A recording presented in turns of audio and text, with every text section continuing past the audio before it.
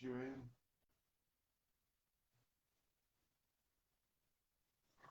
This is crazy ridiculous. Can you hear me? Hey, What's happening? You know what? Everything I had set up multiple backup ways, and then the minute I went to go on, well, actually, I take that back. About 2 hours ago, I started redoing it again, and all of a sudden, my Instagram, everything was screwed up, and even up till now, like I couldn't even find you. It was like it it really killed it. So me running my mouth must have, because Instagram and Facebook all being together, because it only seems to do that when I start running my mouth more. So I apologize for any of the hiccups and all of the BS on it, because damn. So how are you doing this evening? I'm good, man. I'm just letting people know where we are. I'm gonna put that out real Good quick. deal. No, that's cool. That's cool. I got time and everything, and it's yeah, it's Well, yeah, wow.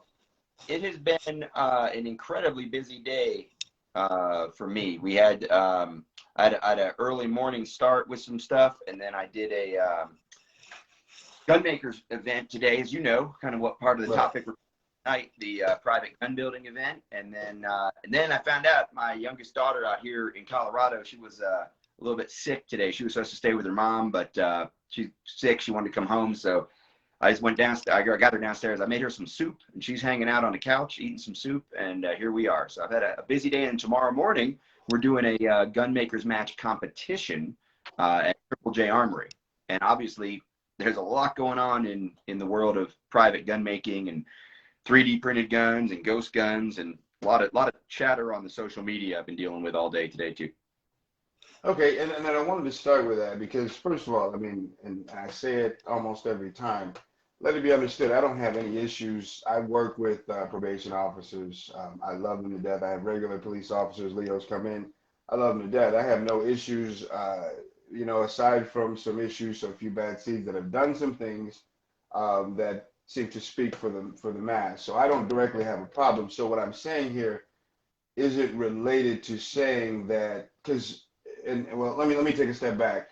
In my area there was two officers involved in an altercation. One was killed, and I strongly support them. So I, by speaking about ghost guns, I'm not trying to discount or change anything, or even affect that, because I still feel as strongly as I do towards that. So I want to say that, and it doesn't, you know what I'm saying, that disclaimer, just so it's not understood that I'm just sitting here saying that I want to put these unregistered things on the street in an illicit way. I also want to address Wait, Tom, I, oh, I'm sorry, go ahead. I want to say that because you threw something out there, like I hope that's clear. I know that it is clear, right? Maybe there's some assumptions Yeah, being made, like why what I don't understand what one has to do with the other, I guess. and that's true. And you know what? And I guess, and that was what the second part I was going to say is because I don't know why, because when you said that the same way, a guy wearing a balaclava, putting one together, we need to make it more normal. And you know what it is? Because, at times I'm not 3D printing as much and doing it because I felt like there was a target, like I discussed before. So I kind of held back and things. And I told you about my situation with the brace. So I did want to put that target, but then it's like at the same time, why am I avoiding that when I'm not doing anything wrong? And that's what I'm looking to address, because what makes me angry was that when I see that headline is that here they want to address these things. Like the article says, ghost guns, we're going to go after ghost guns. But then that's not where the conversation goes. The conversation immediately goes to, we want to stop those felons, those people who continually keep doing the same thing. Well, those people aren't supposed to touch a firearm, period. So whether it's a ghost gun, a knife, a stick, they're not supposed to touch anything. So making these other laws only affect people who enthusiasts are already on the books anyway. So that's what I want to address. So I just wanted to separate that. So for anybody who may have thought or misconstrued, or if I gave the wrong impression, that's the only reason I wanted to give that disclaimer, is because I do want to understand that I do support my officers, especially my local ones, because it's happening everywhere. And it disgusts me that it's to that level that if a police officer's life doesn't matter, no one else's does, because, you know what I'm saying, at least we have some understanding that these are protectors, whether you feel one way or not. So that was the only reason, but I do agree with you that it shouldn't have to be. So with that being said, and now that we are finally live, and everything that's going, how do you feel about, where do you want to start? Because I mean, there's so many different angles and Well, with so much now going on. about this other issue. I feel like you threw a tangent out there that has my attention. Right. I'm sorry. Because people in the gun community that have a complete disregard for law enforcement. That I mean, you saw some of the hate-filled stuff today, like just the idea that law enforcement is the enemy, right? That's not right. No one demographic owns that narrative, right? And obviously, there's a lot of people in the gun community that just see all law enforcement as the enemy, particularly federal law enforcement, particularly the ATF, right? And some of that overlaps with the ghost gun conversation for sure. But what I really, when it comes to the private gun making, what I want to talk about doesn't have anything, right? And I think that's where I say, if all we have in the private gun making community is the people that are talking about jackbooted thugs and the ATF needs to be abolished and all cops are our enemies and making jokes about dogs, if that's all the private gun making community is, we got an image problem. Because I know that there's many people who are hobbyist gun makers that aren't into maybe politics at all, right? Now, do I think that there be a special branch of the federal government just regulating guns? No. Well, ATF regulates more than guns. There's the ATF, and we always forget about the E at the end because it's now the ATFE. They do a lot of other things too. Could that all just be a subsection of the FBI? Yes, absolutely. Should it be? Yeah, probably. But remember, it's a lot more than just guns anyway. I mean, again, it's the narrative, right? And I think maybe that's what you were almost apologizing to, is that somehow there may be people in your audience who think that if you're going to celebrate private gun making in any way or be positive about it all, that somehow you must not care about the good police officers who are on the streets of our communities protecting our property and protecting people in the best they can, responding to the need for help in those communities, which I was one of those guys, right? Like, I was law enforcement, I trained law enforcement, I still teach law enforcement, I still am obviously allied with a lot of the good law enforcement in the US, and most of that is local law enforcement on the streets really doing the best they can in a very hard situation. But I guess now you got me all fired up about that inflation or that narrative that over where it's got to be all or nothing, right? If you might be afraid. What I heard was you were afraid that someone's going to hear this conversation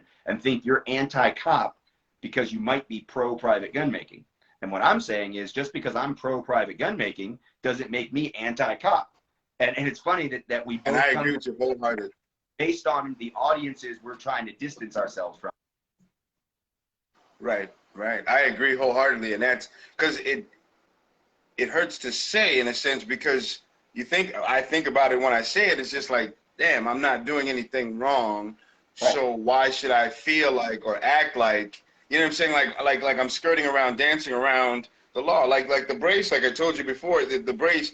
I wanted an AR pistol years ago when I shot my buddies, just for the loud obnoxiousness of it, but it was just so close that I just couldn't bring myself to do it, because I'm like, at some point it's gonna flip on me. And I'll be honest, like I said, I bounced back and forth before I truly became an advocate. And it was just finally when I listened to things, I went, you know what, there's no way I can go without saying anything. So anyway, I got the brace, and then all of a sudden they went back again. And it's just like, no matter what I do, I can sit here and anything that I have in my safes can all of a sudden be changed just because they want to change that stigma. So if I don't say anything, then I'm sitting here just accepting it, and I can't do that.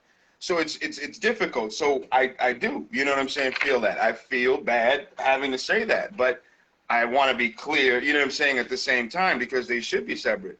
One doesn't have anything with the other, but here the government seems to want to tie those things together, and that web just gets kind of sticky for me, you know what I mean? Because, like I said, when they put that in the article and say ghost guns, and then all of a sudden they want to talk about the recidivists that are continuing to commit these crimes, well, then one doesn't have, because the felon. Well, but let's talk about that, right? Because I think that's someplace where we can talk about it, and then anybody who's actually still listening, right, to this conversation, they're going to understand how you're not anti-cop. True. When we have true. Problems is, you get that headline, and I just dealt with this in the city where I'm sitting right now, Denver. There are no unserialized guns, privately made guns, antique guns. Those guns are not allowed to be possessed in the city of Denver as of about 3 weeks ago, and there's a pending lawsuit. We'll see kind of how this plays out. The conversation that I had with the Denver City Council members 6 weeks ago, when it was announced that they might do this, or probably were going to do this, was amazing. Because it was, okay, you know, ma'am, I know you don't know me, but I had an intermediary friend who's involved in the real estate business here in Denver and was known to this council member because of her work and advocacy on zoning issues and things like that. So I had an introduction. I had like a little vouch, right? Okay. So I know you don't know me, don't know what I do, but my background is in the firearms industry, been doing this for a long time, sort of established my credibility, I would hope. Said, you know, here's my concerns. And I laid them out, and she listened for a while, and she said, well, that's not my understanding. Okay. Well, do you realize, like, and I was talking about things like, there are guns that are antiques that never had serial numbers, right? Pre-1968 that family people might own in Denver that are going to be affected by this.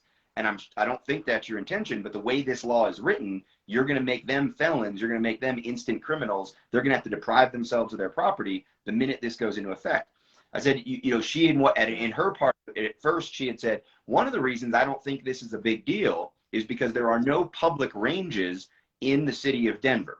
So if there's no public ranges in the city of Denver, then this doesn't really affect anybody, because I've been assured, and these were her words, I've been assured by the city attorney's office that you can still buy the kits and possess the parts. You just can't have an unserialized completed gun in Denver. But since there's no ranges, you can go to one of the suburbs, you know, Parker, Littleton, Lakewood, shoot at one of the fine ranges they have there, and then come back and just have the parts in the kit.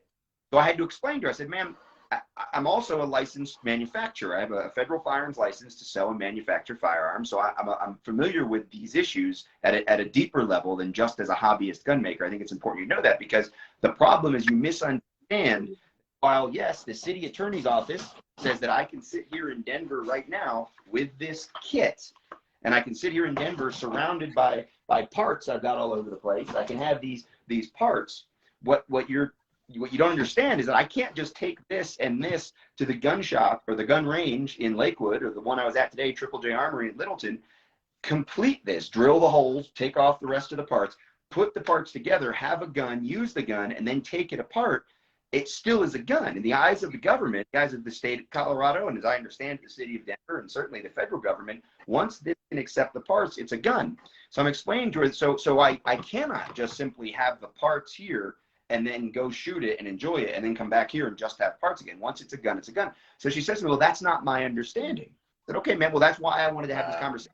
Because so what I'd like to do is I can provide you with like the law. I can cite what I've said. I can back it up, not now in this meeting, in the Zoom meeting, but I will send you an email. I will give you all this information, and then you'll understand. And she says, well, actually, I'm sure you know, it's only about a week and a half before Christmas, and I've got family in town, and I've really made my mind up on this bill and this proposal, and I am going to support it. And you can send an email if you'd like, but I will tell you now, I will not have time or take the time to be able to read it before we vote on this just at the holidays. And I thought, wow, that's amazing. But one of the things she said, you know, was crime in the streets and this and that. At the next city council meeting, one of the deputy chiefs of the Denver Metro Police Department was there with someone from their crime lab. The city council members asked him, are we seeing these guns involved in crime? He said, no, ma'am, we have not seen very many of these guns at all. And I have someone here from the crime lab who also says we aren't seeing very many of these guns at all, let alone involved in crime. You know, that was another thing I brought up here. I said, you're hearing this, you know, you're hearing that this is a big problem, but is there actual, other than the possessive crime, are there actual problems that you're hearing about where violent predatory crime is being conducted with these homemade, privately made guns? Well, I can't answer that, but that's my belief. Well, your belief based on what? Like, what is have access to this information as a city council member?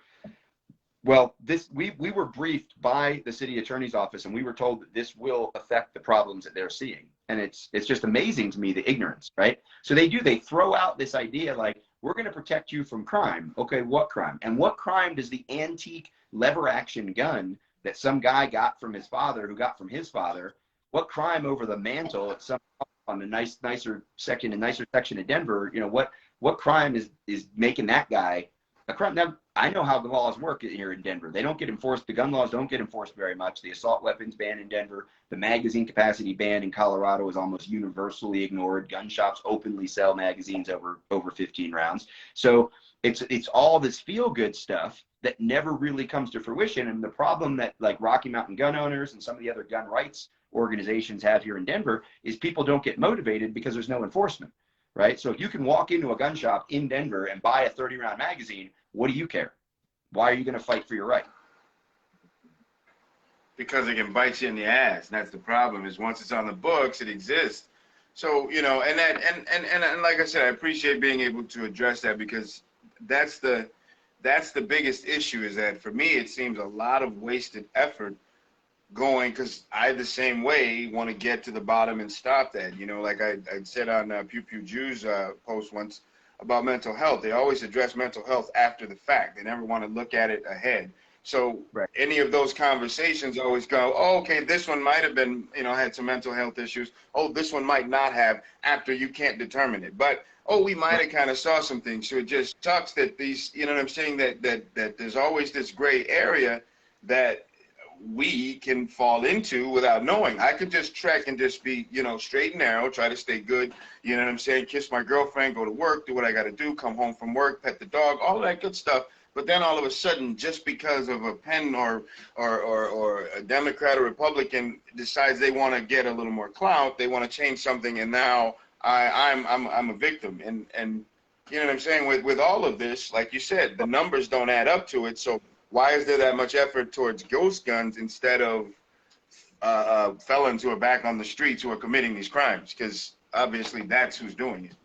Well, like, give you an example, like so not only am I now like under this issue of what's going to happen in Denver with these guns that I possessed many of, right, when this law was passed, you know, now what happens? And obviously I'm infringed even further than normal, right, like by that law.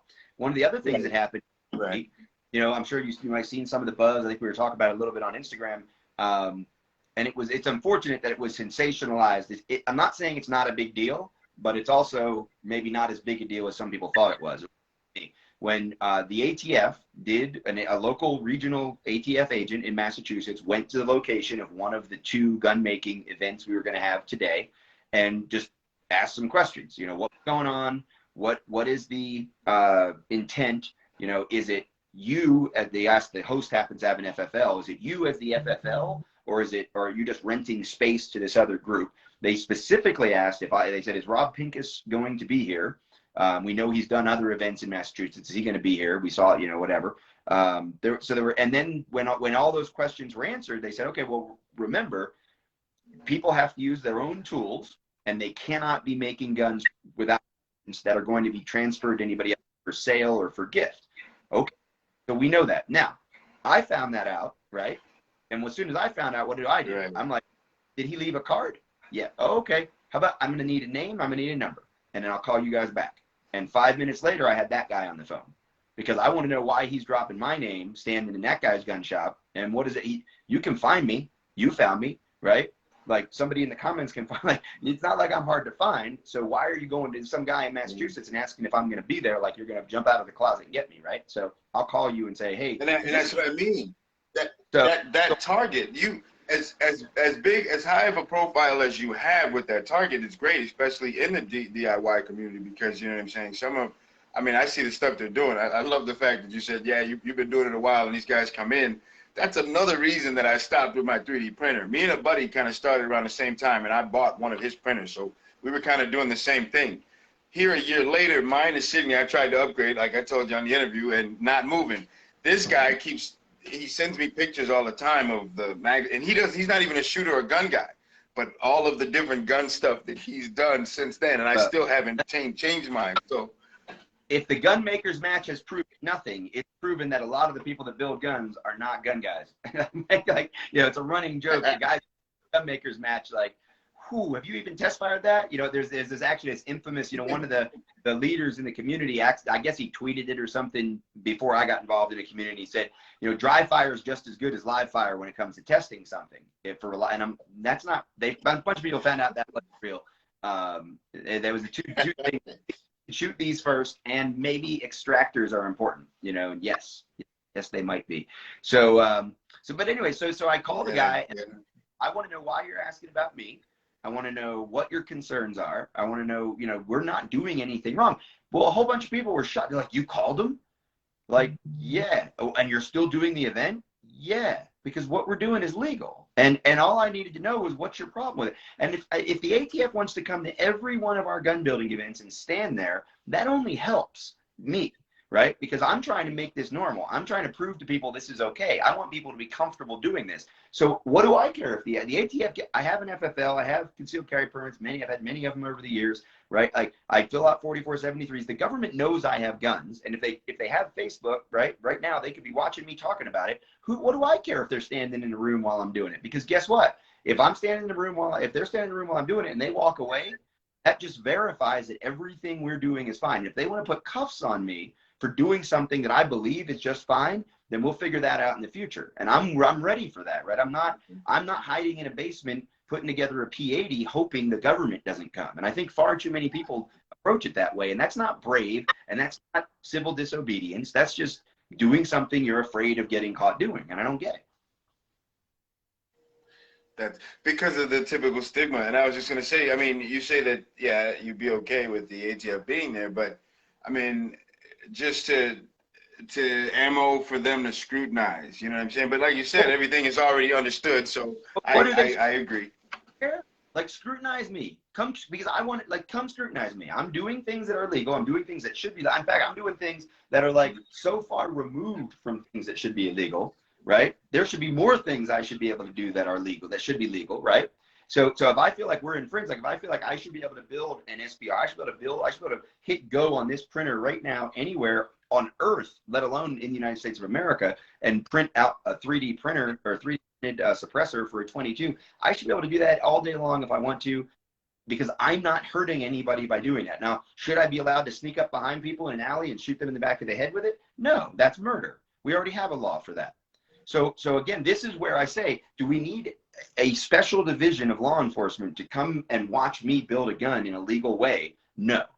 If somebody in that room thinks they're building it to murder somebody and they want to call the FBI or the Denver police or the Littleton police or whatever county we're in and say, hey, I think this guy's about like planning a murder because he said, I'm going to kill somebody when I'm done making this gun. Maybe that's a mental health issue. And that gets back to, you know, Walk the Talk America, right? That gets back to our proactive mental health. But it's still not a murder, right? But it's probably worth investigating. Me building a gun is not worth investigating. You know, somebody said it really in one of the comments on the announcement about the response. The thing is, so my tax-paying dollars are actually going in some small way to some guy going to a gun shop and asking if Rob Pincus is going to be there. And I'm like, yeah, he could have just looked at my Facebook he could have just done that in the office and seen my schedule and seen the one in Colorado. Like some guy in Massachusetts have to drive 2 hours in a government car with expensive gas and pay a highway toll, I'm sure, in Massachusetts to ask some other guy if Rob Pincus is going to be there. He could have scammed me. It's just amazing to me, right? Okay, but see now, right, and now see, so when you look at that, because of that, doesn't that afford the opportunity to use you as the poster boy? Because okay, we come, the ATF, I'm coming, I'm watching you, so you know what? I'm gonna now use you as the poster boy to say, oh, well, you know what? Rob Pincus was for this, and Rob Pincus said, well, you know what? You know what I'm saying? So isn't it a good chance to flip and then try to use you as the face of it? Because you know what I'm saying? You've kind of offered him a chance to come in your house.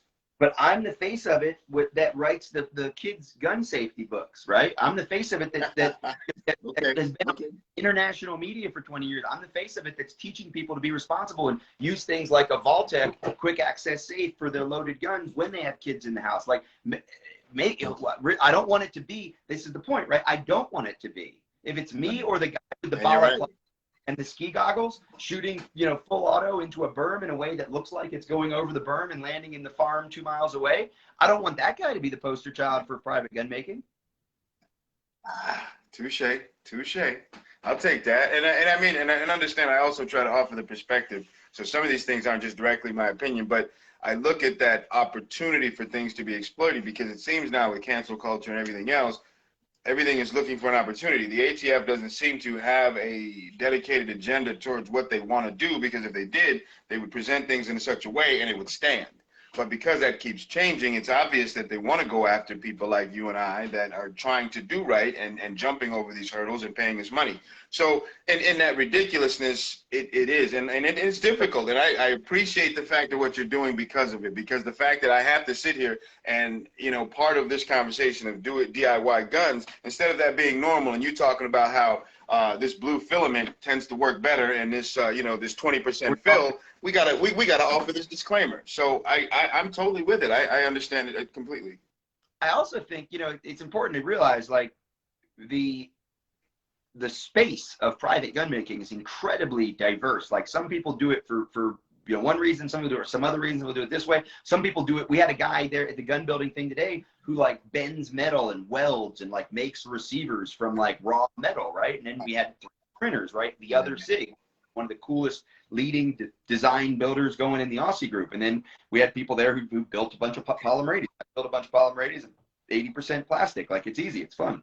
The guy who was leading the class in Massachusetts, Matt Holmes, 2A 3D print, is like absolutely one of the most respected guys when it comes to 3D printing knowledge. And he like makes all kinds of products. He doesn't necessarily print a lot of guns, but he actually prints products for sale, right, on a 3D printer, coaches people 3D printing, but he also is an expert at the polymer 80s, you know, and he makes some of the tools to make building the polymer 80s even easier. So, you know, he was running that event out there. Like, we're trying to say, like, look, there's nothing wrong with this, and being scrutinized, if that's a threat. See, this is the problem. This is how they win, right? If going to that gun shop had made that gun shop owner say, oh, I don't want to get a visit from the ATF, I'm going to shut my place down.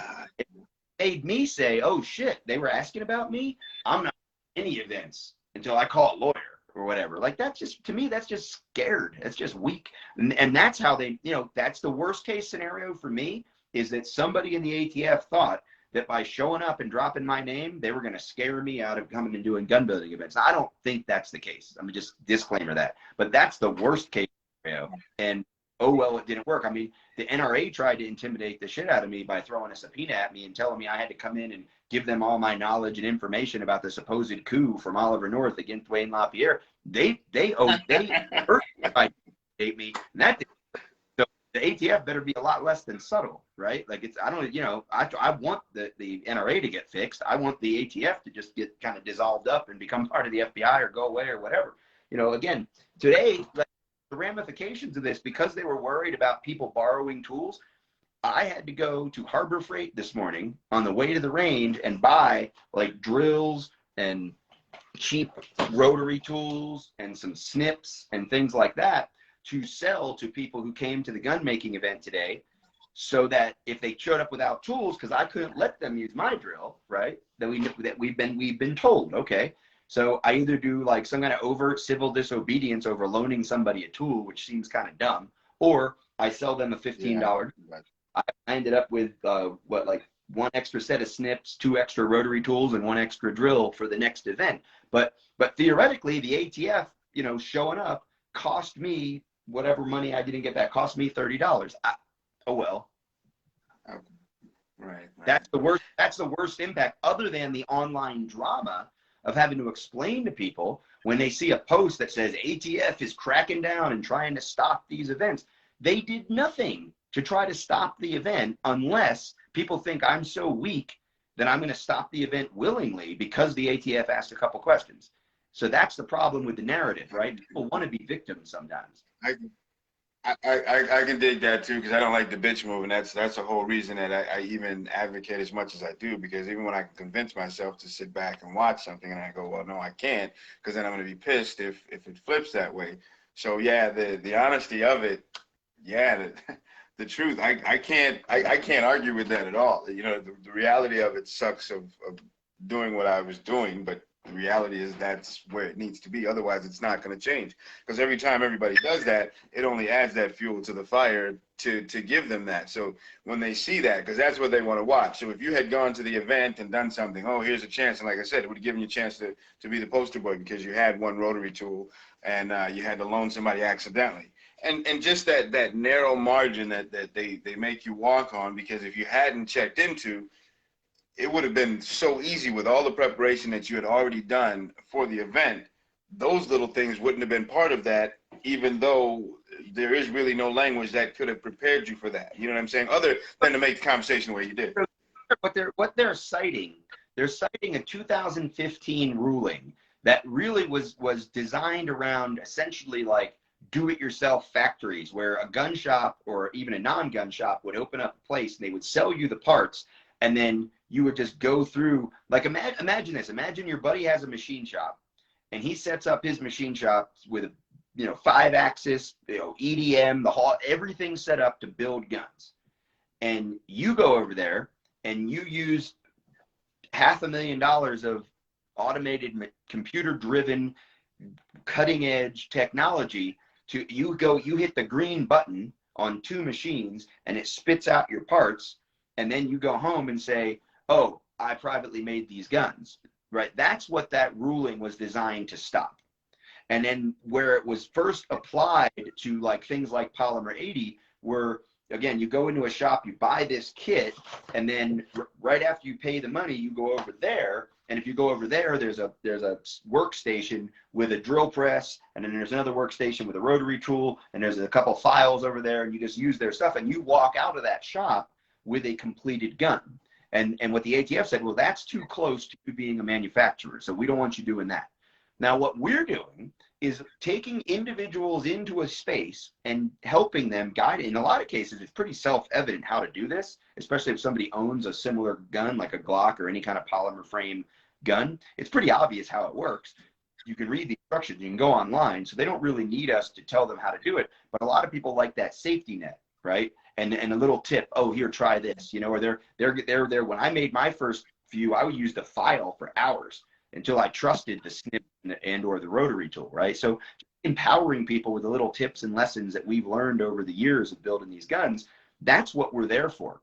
And that's so obviously not creating a de facto factory that somebody can walk into and pretend they're making a gun. These people are doing the work. They are making their own guns, right? And that's why I say, let the ATF come in and see it. Like, who cares? We were in Pennsylvania doing one of these right before Christmas, and somebody was doing a video of me doing some kind of whatever I was doing on the gun, and a cop walked in, one of the guys who was working the door at the gun show. It was a big gun show, 20, 30,000 people. So a guy comes in, he's like, oh, what are you guys doing? I looked right up at him. I'm building a gun. You want to build a gun? We got all kinds of stuff here. Come on in and build a gun. And the guy just kind of laughed, like looked, he saw the cameras on him, just kind of looked around nervously, laughed, and he goes, no, that's okay, but that's kind of cool, and walked out. But that's me. Like, I'm not going to like, oh, the cops are here, let's pretend we're doing, because there's nothing wrong with what we're doing. See, the sad part is my spidey sense tingles. And when my spidey sense tingles, I feel like I should be doing something. And that habit, you break that habit, because obviously when my spidey sense tingles, I don't always grab my firearm. So I've been able to train myself that way. But then when it comes to other things and legislation and things that change, especially because, I fall for it just like everybody else does, because, this came about because there was an article on TV that I recorded. There was, you started talking about it. So it was just like boom, boom, boom, boom. And it was like, it rolled all to, and I knew where it was going with Biden, but it rolled right on into that. So the same way is just like it fired me up and got my angst going. I went, wait a second. So it's doing a lot. And the negativity that it's doing is that it's pulling a lot of people that I may be able to use as resources, as far as other people who just don't know, that are probably doing the same thing that I've done, or and been on that fence, because I haven't changed in my desire to do it. I'm just making sure that I do it right, and I shouldn't have to do that. Here's what I right before I came on with you, I posted, I shared a post from Second Amendment Organization on the 2 gun making events, right? The one that happened in Colorado, one that happened in Massachusetts.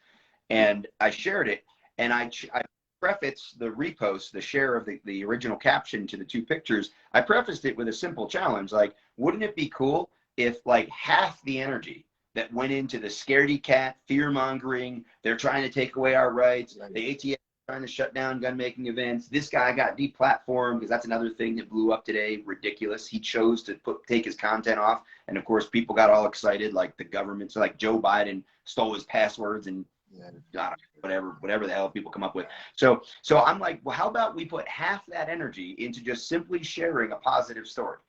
Share the story that people got together today in 2 different time zones, in 2 different regions of the country, and learned how to make guns. And most of them made guns for the first time. And they're going to become hobbyists, and they're going to spread that hobby and celebrate that. They are now consumers inside of a new part of the gun space. They are hobbyists. They are probably advocates. They're going to tell their friends. They're going to tell their family. They were in pictures. They were in videos. Like, well, how about just at this point, take 10% of the energy you put into sharing the Biden wants to take away our guns, which, by the way, isn't news. That hasn't been news for 40 years. The guy trying to take our guns, and all of a sudden the entire internet in gun world blows up because he says out loud for the 400th time he wants magazine capacity bans. Like, I'm not saying ignore it, I'm not saying be complacent, I'm saying, why are you so, like, what is this energy I'm seeing? Is this surprise? Is this shock? Is this like about it? It's kind of similar though as the energy on the other side though, because we're so quick to just jump over those steps. So we don't ever want to go to fixing this or whatever. We want to go to, oh, we just want to jump and get loud and be mad because we know that doesn't have to go anywhere. Okay. All right, sorry about that. I had to jump out. Check on the little one. Not a problem. I had to get some more power. No, that's perfectly fine. I had to get some power here as well. So, is we just jump at that opportunity to respond emotionally. And again, we know, and I'll pick on the NRA again because they deserve it. The NRA conditioned a lot of gun owners over, a couple of decades to respond to the fear. It was like ringing the bell, with Pavlov's dogs. They say the UN's going to come and take our guns. Obama's sending the UN in to take your guns. That's the dumbest thing I've ever seen human beings respond to in any kind of way like that. They really believe that. Like, people believed that. I don't understand how, but there were people in the gun community that sent money to the NRA because they believed that literally that Obama was going to have United Nations troops with blue helmets go door to door and take our guns. I don't understand how disconnected from reality you have to be, how sheltered in life and inexperienced in politics, nation states, the UN troops, or any other facet of how that would have to come to be, that you believed that and sent the NRA money. So, and that's just like an egregious example, obviously, but it happens every day. There are YouTube sites, there are social media platforms, obviously CNN and Fox, MSNBC, these media outlets and these organizations that take donations in, they thrive on anger and fear. If they can get you angry and they can get you scared, you're going to feel like you need to do something. And for a lot of people, clicking the like, clicking the share, or clicking the donate is something they can do. So now they feel like they did something to prevent the UN from showing up with blue helmets and taking their guns, or whatever the thing is this week, right? Now, again, none of this to say that there isn't a real threat to our rights, and we don't have to do the real work to prevent that from happening. One of the ways we do that is become really good advocates, grassroots advocates, right? We get out there and we do things like these gun makers matches and like these gun building events, and we talk to people about firearms in our workplace. We don't hide behind ski goggles and balaclavas, right? We don't hide behind code names on the internet and pictures of, cartoons or whatever. Like, we are our own people. We when the ATF asks about us, we call them and say, why are you asking about me? Right? Like, that's what we do if we really want to have influence, and we really want to be advocates, and we really want to create thought, and we really want to find out where this line is. I know a whole bunch of people talking about line in the sand, but they do it from behind code names sitting in their mom's basement or something, right? Wearing cheap night vision goggles or whatever the fuck they're doing. What they're not doing is the work, but they're all worried about this line in the sand. Edgar Antion from Guns for Everyone, he was there today. He said he posted something about the gun makers event. Some guy jumped into comments and said, well, I'm not going to go there because the ATF might be there, or whatever the guy said, right? And he goes, well, so what if the ATF's there? We're not doing anything wrong. He goes, well, I'm not going to go out there and do it. He goes, well, this is how we defend our rights. He's like, no, I'll defend my rights with a rifle. And literally, he's like, wait a minute, time out. You won't come to the gun makers event because the ATF might be there, but supposedly in some other circumstance, you're going to defend our rights with a rifle, but you won't even show up from behind your code name on the internet. Like, this is the people, and there's people out there paying money to boost their posts to get likes from that guy. And they're winning, right? Like, they're winning social media. I'm not winning social media. They're winning social media, right? But I think this is the thing, and this kind of like our last conversation and now this conversation, we just have to be better than that. You know, we just have to be bolder, right? And then let them win the likes competition, let their organization get more donations, but we got to be doing the right thing. I mean, Guns for Everyone National has put, you know, their kind of reputation into these gun making events. Firearms Policy Coalition is putting their money and their reputation behind sponsoring these educational days, right? The Aussie group, they caught a lot of flack in the 3D printing community for saying, no, we're going to use our real names. We're going to be part of the Vice documentary on the 3D printing. We're going to come out and say this is something people should be doing without the helmets, right? And I always caveat, I say, okay, there might be a couple people out there who have really, really good reasons for why they need to be anonymous, right? And I don't think they do. Let me just say that. I don't think they do. But they might think they do, and I respect that's their belief. And I guess I'm tolerant of it. Like, right, I have friends that are in that space. That one person in particular is like, well, I'm afraid my kid might get a hard time at their school, the private school he goes to, if the people that are the parents and in the administration find out that I'm a real pro-gun guy and I'm into private gun making. And I'm like, that seems ridiculous. Like, I don't know why you would want your kid to go to that school. I think you're wrong, but this is a choice you're making in your family. I at least understand it. Right. So when I say this, like, I get that if it's simply, I don't want to show my face because I don't want the government to know that I'm making guns, but you're posting on YouTube, you're a literal idiot. Because if you really think you're posting on social media and like somehow covering your face, the government can't find out, you're a literal idiot. Like, come on. The digital footprint is easy to trace. So it's like, oh yeah, the same device that you posted with, which, you know what I'm saying, tags your pictures whether you want them to or not. So all of the other pictures you took with your dog and put on your other account with the same phone just immediately tie you together. So it's just like, you know, so and then those are the things, because here I wanna take a few seconds. I know you have your daughter and stuff, so I want to take it on a positive note. But the last thing I want to say towards that is, so that, do you think that it's easier for you being Rob Pincus and the time that you spent? Because before there was 3D printing, there was Rob Pincus. Before there was SB Tactical Braces, there was Rob Pincus. Before a lot of these things that we've now come that have changed, you've been the same. So is it easier for you now doing that? I mean, and then I just asked that question, then maybe it is for me or someone else. I freely admit that I don't have to worry about my job at Best Buy. I don't have to worry about what my mom says. I don't have to worry about that kind of stuff, right? So yes, to some extent it's easy.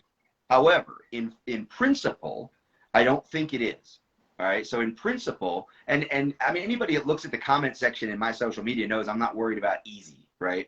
I say things that get me a lot of flack. I'm not shy. I was in somebody else's comment today telling a guy, look, man, you were wrong about something. If you can't admit you were wrong about something, then I'm sorry. You just got to get classier and have more integrity. I don't know what to tell you. And he's like, I see why people say you're a dick. And I'm like, oh yeah, let's not pretend I'm not. But I'm basing my comments in this conversation are based on the things you said that were wrong, and I'm just asking you to apologize and acknowledge that you were wrong, I was right, and that's fine. We'll move on, or we'll just move on. But needing to point out that I can be an ass, like, that's not important, because I know that. One of the reasons I can kind of comfortably do that, I guess, is, you got to remember, how did I come into the gun community? Well, when you write a magazine article, or you're in the chat forums as some like really young guy with very little experience saying bending your elbow and standing sideways is dumb.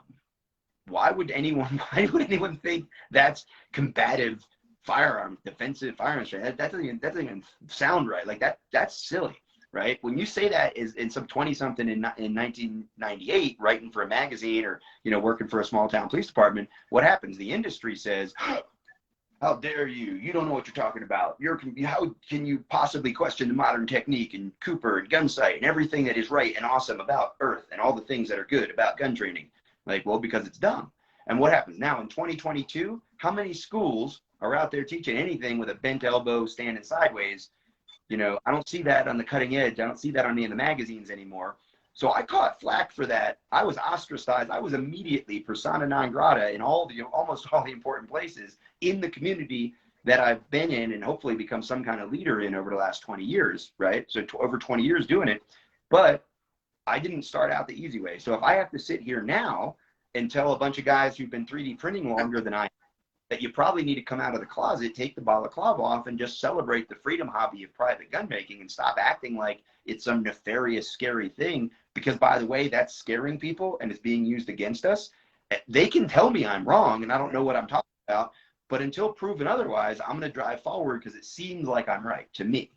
And I think we're having traction. I think we're getting success. I think we're bringing more people into the hobby. I think we have large organizations talking about it a lot more than they were, in a different way than they were. I think we have major companies in the industry putting money into getting people into private gun making. We have major companies like working in ways with 80%ers and providing parts for private gun makers. I mean, look at the SIG firearm control unit. The fact that SIG is selling a trigger unit that is a serialized thing and saying, do whatever you want with it, that's kind of cool. I'm amazed at it. I think that's cool as hell. I mean, I haven't been able to dive into it yet. And I mean, but oh gosh. Right?